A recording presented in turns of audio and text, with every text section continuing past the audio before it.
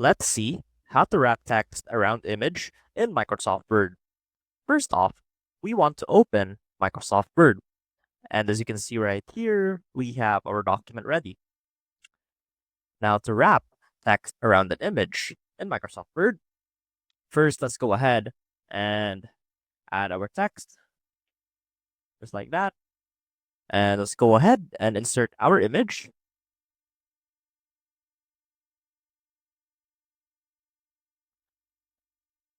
And from here, click on your image that you've inserted into your document, and you should be able to see this icon right here, which is basically text wrapping. So to wrap text around your image, you can choose among these different settings. So if you want to have your text tightly wrapped around your image, simply click on tight. And now you can move your image and you'll notice that the text will wrap around it. Now you can also set it to square if you want.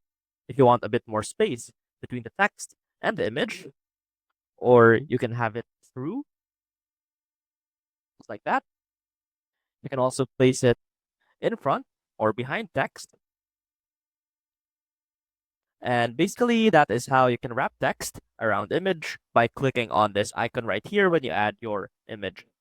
I hope this helped, and I will see you soon.